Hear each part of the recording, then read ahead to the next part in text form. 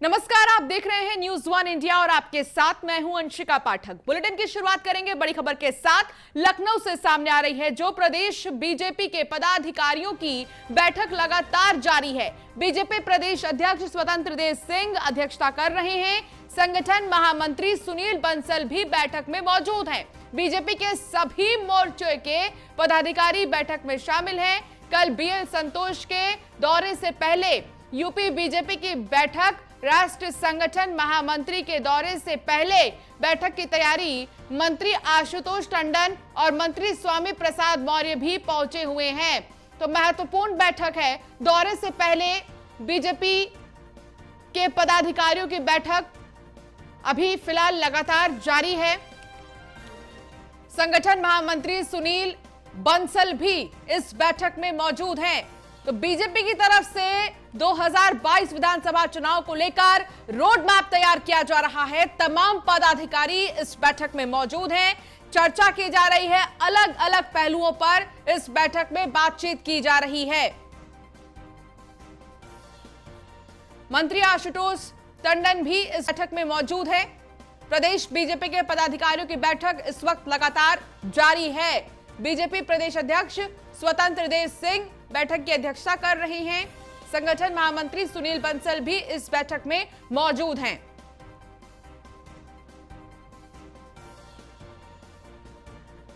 कल बीएल संतोष के दौरे से पहले ही यह बैठक हो रही है और सारी तैयारियां पूरी हैं। लगभग 2022 में विधानसभा चुनाव होने हैं और उसके पहले भारतीय जनता पार्टी की तरफ से बैक टू बैक बैठकें की जा रही हैं और अब पदाधिकारियों के साथ ये बैठक हो रही है।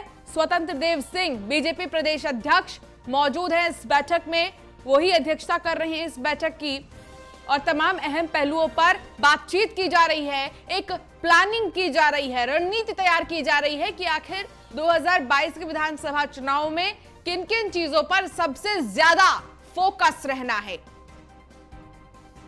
तो पदाधिकारियों के साथ ये बैठक अभी जारी है।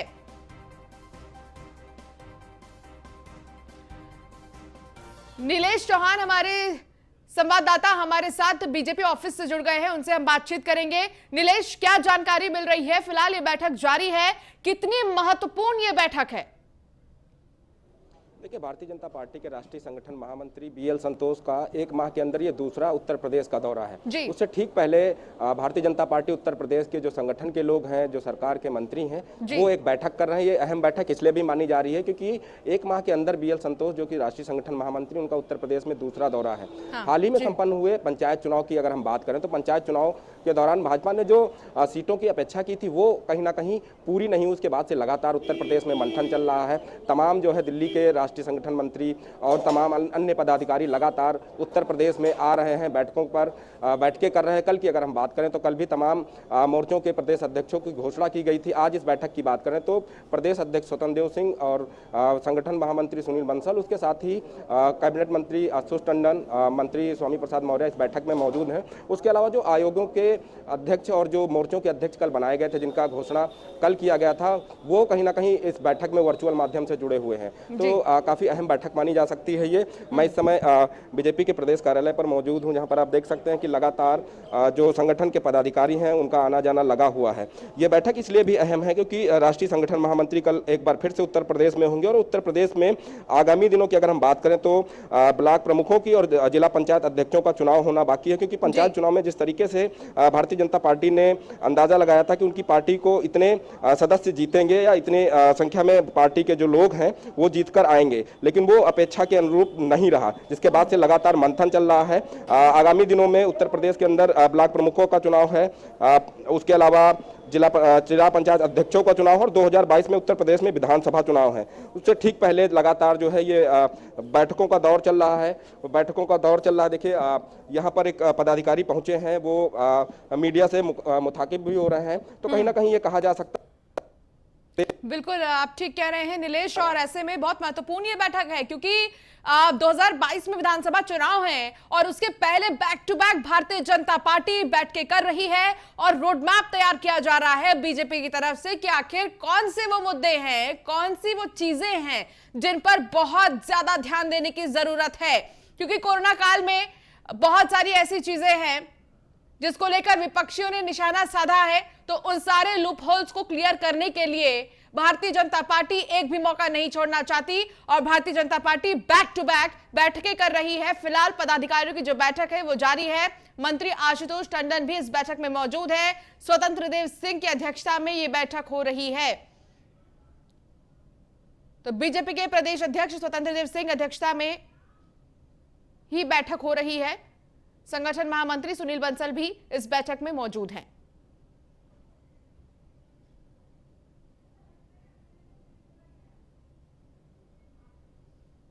तो राष्ट्रीय संगठन महामंत्री के दौरे से पहले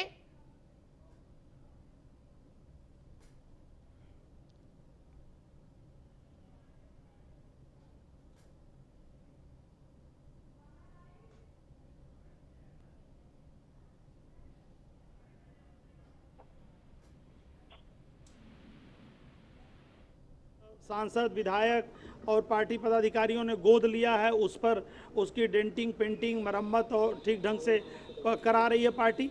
ऐसे ही जो पोस्ट कोविड पेशेंट हैं उनको लेकर के जो है कि पार्टी ने पोस्ट कोविड सेंटर हर जिले में बनाया है। पोस्ट कोविड होने के बाद जिन लोगों को किसी प्रकार की तकलीफ हो रही है, किसी प्रकार की दिक्कत हो रही है, वहाँ पोस्ट कोविड सेंटर पर डॉक्टर बैठते हैं और पूरे उत्तर प्रदेश में वैक्सीनेशन ठीक ढंग से हो, इसके लिए जो है कि पार्टी ने बहुत विधिवत योजना बनाया है। और कल माननीय मोदी जी 21 जून को वैक्सीनेशन जो 18 साल से ऊपर के लोगों को लगना है और उसका केंद्र सरकार पूरे जिस तरह से 45 साल से ऊपर के लोगों का केंद्र सरकार वैक्सीन की व्यवस्था कर रही थी, वैसे ही जो है कि जो 18 साल से ऊपर के लोग हैं उनके लिए भी वैक्सीन का विधिवत कल लॉन्चिंग माननीय मोदी जी करेंगे, माननीय प्रधानमंत्री जी करेंगे। और उन्हीं सब तैयारियों को लेकर के जो है कि उत्तर प्रदेश में तमाम बैठकें, तमाम योजनाएं बन रही हैं, जिसके क्रम में कल माननीय BL संतोष जी भी उत्तर प्रदेश आ रहे हैं। और जो हमारी विधानसभा की आगे की तैयारी है और जो तमाम जो है संगठन गतिविधियां चला रहा है, वैक्सीनेशन, पोस्ट कोविड सेंटर और जो PSC CSC को गोद लेने का, ये सारे विषयों की मॉनिटरिंग माननीय BL संतोष जी करेंगे। कितने बजे तक आएंगे सर, क्या टाइमिंग है? आज भी जो बैठक है वो इन्हीं सारे विषयों को लेकर के मॉनिटरिंग हो रही है। कल भी बैठक थी उस इन विषयों को लेकर के, आज भी बैठक है और लगातार जो है कि ये जितने भी गतिविधियां पार्टी ने लिया है, 21 जून को योगा का कार्यक्रम भी जो है वो पार्टी। तो आप नेता संजय सिंह का मेयर और उनके भतीजे पर हमला, जमीन की खरीद फरोख्त को लेकर हमला बोला है। मेयर और उनके भतीजे की भूमिका पर सवाल उठाए हैं। अयोध्या जमीन विवाद पर संजय सिंह ने मांग की, मेयर ऋषिकेश और उनके भतीजे के बैंक खातों की जांच की मांग की गई है। ट्रस्ट में 1 करोड़ की जमीन 4 करोड़ में खरीदने के मामले की जांच हो। संजय सिंह ने कहा है कि पूरे मामले को लेकर जांच होनी चाहिए। जमीन की खरीद फरोख्त को लेकर हमला बोला है संजय सिंह ने और उन्होंने कहा है कि इस पूरे मामले में जांच होनी चाहिए। आस्था का मामला है और इसमें बिल्कुल भी धोखाधड़ी नहीं होनी चाहिए, बल्कि अच्छे तरीके से जांच होनी चाहिए। पार्टी बौखलाई हुई है और जिस तरह से भारतीय जनता पार्टी के मेयर ऋषिकेश उपाध्याय और उनके भतीजे का नाम सामने आया, यह स्पष्ट हो गया कि चंदा चोरी में प्रमुख हाथ भारतीय जनता पार्टी के लोगों का है, उनके नेताओं का है। मैं आज भाजपा के लोगों से पूछना चाहता हूं, 1.5 वर्ष हो गए, ट्रस्ट के लोगों से पूछना चाहता हूं, 1.5 वर्ष हो गए, प्रभु श्री राम के मंदिर निर्माण की कितनी ईंटें रखी गई। और इस बीच बड़ी खबर आपको बता दें कि अगस्त में होगी विश्वविद्यालय स्नातक स्तर की परीक्षाएं। 2 अगस्त से 12 अगस्त तक होगी स्नातक स्तर की परीक्षाएं। डॉक्टर राम मनोहर लोहिया अवध विश्वविद्यालय अयोध्या की परीक्षाएं 21 जुलाई से होगी स्नातक परीक्षाएं। 21 जुलाई से 13 अगस्त तक ये परीक्षाएं होंगी। तो लगातार कोरोना काल की वजह से तमाम परीक्षाएं पोस्टपोन हो गई हैं, तो कुछ रद्द हो गए हैं, लेकिन अगस्त में अब विश्वविद्यालय स्नातक स्तर की परीक्षाएं होंगी। अगस्त में 2 अगस्त से 12 अगस्त तक स्नातक स्तर की परीक्षाएं होंगी।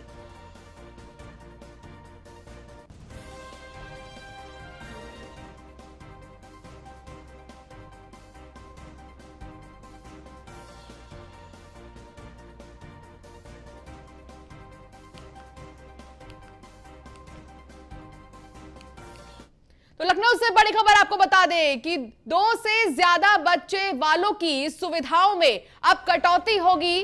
सरकारी योजनाओं के लाभ से वंचित किया जा सकता है। राज्य विधि आयोग ने तैयार किया कानून का मसौदा। राज्य विधि आयोग ने कानून का मसौदा तैयार किया है।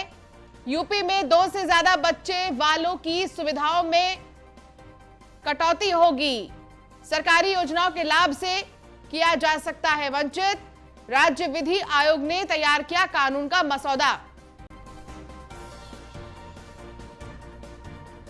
तो कटौती हो सकती है, सरकारी योजनाओं के लाभ से किया जा सकता है वंचित। राज्य विधि आयोग ने कानून का मसौदा तैयार किया है। संख्या नीति लागू है और निश्चित रूप से उसका पालन होना चाहिए। राज्य विधि आयोग ने भी बढ़ती हुई जनसंख्या पे चिंता व्यक्त की है और कुछ सुझाव भेजे हैं, और इसमें तो किसी को दो राय नहीं होनी चाहिए कि सभी संसाधनों पर बढ़ती हुई जनसंख्या भारी एसके वाजपेयी हमारे साथ हमारे संवाददाता जुड़ गए हैं। एसके वाजपेयी, क्या जानकारी मिल रही है? 2 से ज्यादा अगर बच्चे होंगे तो उनको सुविधाएं क्या नहीं मिलेंगी? प्रदेश सरकार ने भी इस पर विचार नहीं किया है। यूपी राज्य विधि आयोग ने एक मसौदा तैयार किया है। मसौदा खास तौर पर उत्तर प्रदेश की जनसंख्या को ध्यान में रखकर है। जिस तरीके से हम बात करें, प्रदेश और देश की जनसंख्या में लगातार वृद्धि हो रही है, उसको देखते हुए उत्तर प्रदेश राज्य विधि आयोग एक मसौदा तैयार कर रहा है। हालांकि इसमें कई प्रदेशों में जो पहले से कानून लागू है उनको लेकर लगातार मंथन चल रहा है, जिसमें असम का कानून है, राजस्थान है, मध्य प्रदेश है। तो कहीं ना कहीं उन कानूनों में किस तरीके की चीजें हैं, उनमें क्या खामियां हैं, क्या चीजें उत्तर प्रदेश में दूर की जा सकती हैं। और दूसरी बात एक ये भी है कि उत्तर प्रदेश का जो सिनेरियो है वो दूसरे प्रदेशों की अपेक्षा अधिक है, क्योंकि अगर हम देखें तो उत्तर प्रदेश में सर्वाधिक जनसंख्या निवास करती है। अगर हम घोषित तौर पर देखें तो 24 करोड़ से ज्यादा जनसंख्या अकेले उत्तर प्रदेश में है, जबकि अघोषित कहीं इससे ज्यादा है। तो ऐसी स्थिति में राज्य विधि आयोग अब ये विचार कर रहा है कि जनसंख्या को लेकर एक नीति बनाई जाए। उस नीति के तहत जो लोग इस दायरे में नहीं आएंगे, मतलब दो हम दो हमारे दो, जो कि उत्तर प्रदेश सरकार से लेकर केंद्र सरकार तक का स्लोगन हुआ करता था, उस स्लोगन पर यूपी राज्य विधि आयोग विचार कर रहा है। मतलब 2 से ज्यादा अगर बच्चे किसी को भी होते हैं तो ऐसी स्थिति में उनके जो सब्सिडी मिलती है बहुत चीजों में, चाहे वो गैस की सब्सिडी हो, बिजली की सब्सिडी हो, या बहुत सारी और जो चीजें होती हैं जिसमें उत्तर प्रदेश सरकार की तरफ से सब्सिडी उपलब्ध कराई जाती है, तो वो सब्सिडी उनकी रोकने पर भी विचार हो सकता है। साथ ही साथ में और कई जो विभिन्न सेवाएं हैं, चाहे वो राज्य के अंतर्गत आने वाली विभिन्न रोजगार की सेवाएं हैं, उनमें भी कहीं ना कहीं कटौती कर एक संदेश देने की कोशिश उत्तर प्रदेश के लोगों को होगी कि अगर वो हम दो हमारे दो के स्लोगन को फॉलो नहीं करते हैं तो ऐसी स्थिति में कहीं ना कहीं राज्य सरकार उन पर कुछ न कुछ अंकुश लगा सकती है। तो इस व्यवस्था पर लगातार राज्य विधि आयोग विचार कर रहा है। इस मंथन के बाद एक मसौदा तैयार किया जा रहा है। ये मसौदा उत्तर प्रदेश सरकार को भेजा जाएगा। और अगर हम पहले की बात करें तो लगातार उत्तर प्रदेश सरकार ने कई ऐसे अधिनियम उत्तर प्रदेश में लागू किए हैं जो कि दूसरे प्रदेशों में नहीं है। खास तौर पर जब उत्तर प्रदेश में सीए एनआरसी का जब आंदोलन हुआ, उस दौरान जब उत्तर प्रदेश सरकार ने क्षति निवारण अधिनियम जैसा कानून पास किया, उसके अलावा विधि विरुद्ध धर्म परिवर्तन से संबंधित कानून भी उत्तर प्रदेश सरकार ने पास किया है। तो निश्चित है कि अगर इस तरीके का मसौदा राज्य विधि आयोग यूपी सरकार को देती है, उस मसौदे के सभी बिंदुओं पर विचार। एसके वाजपेयी, तमाम सवाल तो हैं ही। हमारे साथ अखिलेश प्रताप सिंह जुड़ गए हैं। अखिलेश प्रताप जी, जो अभी बदलाव किया गया है, आप कैसे देख रहे हैं इस बदलाव को? इस कानून में जो बदलाव किया गया है, हम दो हमारे दो। नहीं, हमें बताएं किस कानून में कौन सा बदलाव किया गया है। फिलहाल अभी एक नया कानून लेकर आई है सरकार, लेकर आ सकती है, अभी लेकर नहीं आ गई, लेकर आ सकती है। और कहा जा रहा है कि 2 बच्चे से अगर ज्यादा होंगे तो कोई भी सुविधाएं नहीं मिलेंगी, सरकारी सुविधाएं, सरकारी योजनाओं से उन्हें दूर कर दिया जाएगा परिवार वालों को। चलिए, अभी आप 1 मिनट में कानून आ गया से अब आप आ गए हैं कि आने वाला है वो कानून। जब से बीजेपी सत्ता में है, पिछले दिल्ली में 7 वर्षों से और 5 वर्षों से लगभग यूपी में, बीजेपी के यही सगल है कि हम ये करने वाले हैं, हम ये करेंगे। 5 साल बीत गए, ये नहीं बता पा रहे हैं कि हमने 5 साल में किया क्या है। सिर्फ ध्यान भटकाने के जो एंगल्स हैं वो पब्लिक समझ चुकी है। हिसाब देना होगा इस 5 साल में क्या किए हैं। करेंगे करेंगे करेंगे नहीं, क्या किया ये बताओ भैया। अब चली चला का जाम, समय आ गया, रास्ता पकड़ा देगी पब्लिक इनको बैलेट टैक्सों से। अखिलेश जी, पॉपुलेशन को कंट्रोल करने का ये जो तरीका निकाला जा रहा है, आप क्या इससे सेटिस्फाई हैं? आपको लगता है कि क्या यही तरीका हो सकता है? मैडम जी, ये बीजेपी की चालें हैं कि हम ये करने वाले हैं, हम ये करने वाले हैं, रोज खती हम ये ला रहे हैं, हम ये कर रहे हैं। कोई चीज बताओ बीजेपी हमने कर लिया, चुनाव आ गया, बताओ हमने किया क्या है। हम करने वाले हैं तो नहीं जाने वाले पब्लिक। बिल्कुल, सवाल यही है कि आखिर किया क्या है, करने वाले हैं से हटकर क्या किया है। अब इसी को लेकर जवाब मांगा जा रहा है। बहुत शुक्रिया अखिलेश जी तमाम बातचीत के लिए। तो ये लखीमपुर खीरी से बड़ी खबर आपको बता दें, जहां बनबसा बैराज से छोड़ा गया करीब 2 क्यूसेक पानी। लखीमपुर पहुंचते पहुंचते पानी का प्रवाह 4 लाख होने की उम्मीद है। शारदा किनारे बसे कई गांवों पर मंडराया बाढ़ का खतरा। जिला प्रशासन ने निचले इलाकों के लिए अलर्ट जारी कर दिया है। पुलिस और पीएसी को भी अलर्ट रहने को कहा गया है। निचले इलाकों में रहने वाले लोगों को सुरक्षित जगहों तक भेजने के निर्देश दिए गए हैं। तो तस्वीरों में आप देख सकते हैं कि पानी का बहाव आखिर किस कदर है। लखीमपुर खीरी में जिला प्रशासन ने अलर्ट जारी कर दिया है। बनबसा बैराज से छोड़ा गया लगभग 2 क्यूसेक पानी। शारदा नदी के किनारे बसे गांवों पर बाढ़ का खतरा मंडरा रहा है और प्रशासन ने इसको लेकर अलर्ट जारी कर दिया है। पानी का बहाव आप देख सकते हैं कि आखिर किस तरीके से पानी का बहाव लोगों को परेशान कर रहा है यहाँ पर, और लोगों को अलर्ट रहने के लिए पहले ही कह दिया गया है।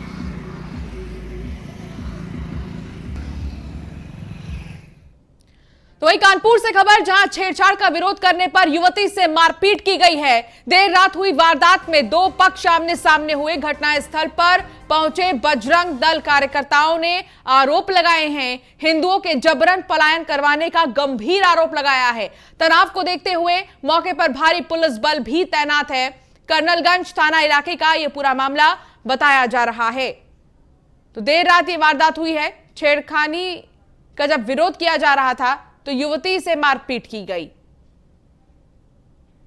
ये कर्नलगंज क्षेत्र में रेल पटरी करके एक मोहल्ला है, जहाँ पर मात्र 10 हिंदू परिवार हैं और वहाँ पर हिंदू अल्पसंख्यक है। इससे पिछले भी कई बार जो है उन परिवार पे दबाव बनाया गया कि वो छोड़ के भग जाए, उनके साथ बदतमीजी की गई, अभद्रता की गई, जिसके लिए यहाँ जो पीड़ित परिवार है उसने आकर यहाँ थाने में एप्लीकेशन देने की कोशिश की, लेकिन थाना अध्यक्ष जी ने उनको वहाँ से थाना कर्नलगंज के रलवैया कॉलोनी में 2 पक्षों में आज मारपीट हुई है।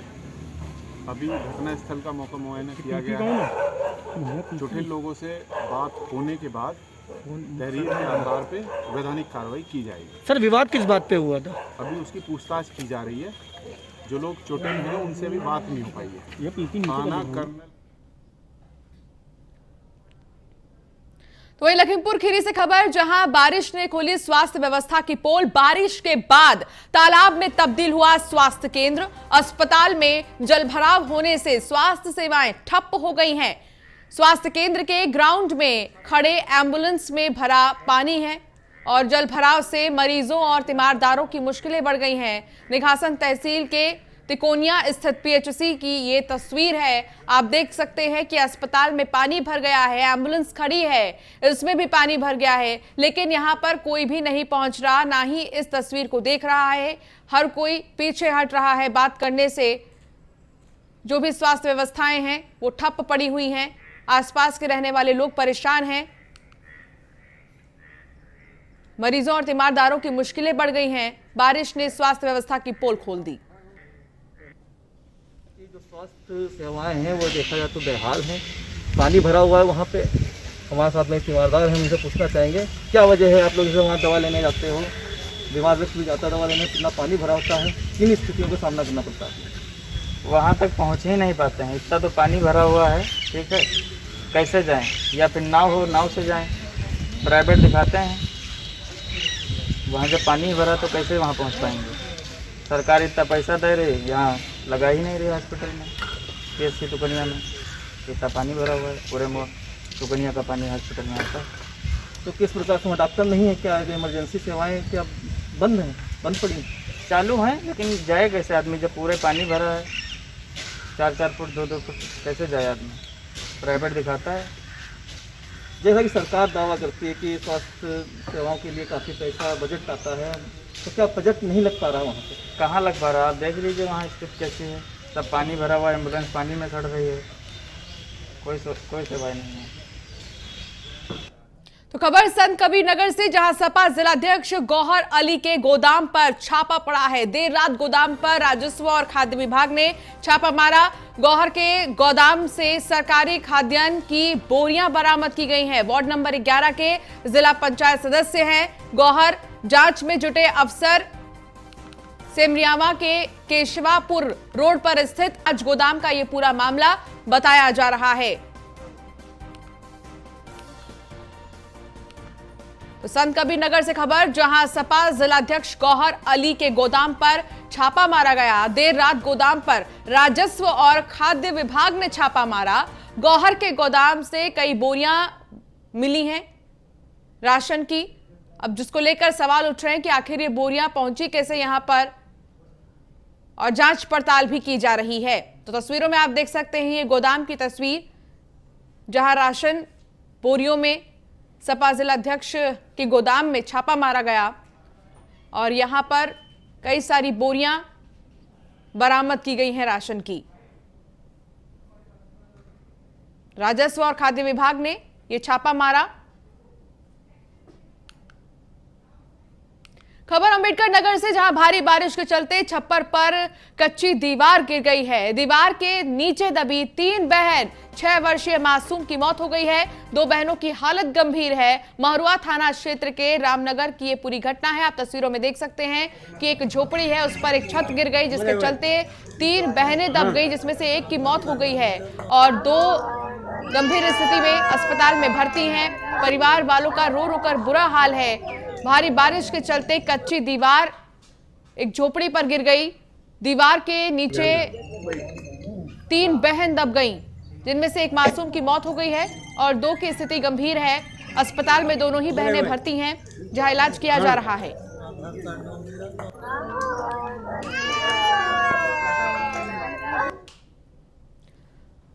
और चलिए, इस बुलेटिन में फिलहाल इतना ही। न्यूज़ 1 इंडिया पर खबरों का सिलसिला लगातार जारी रहेगा।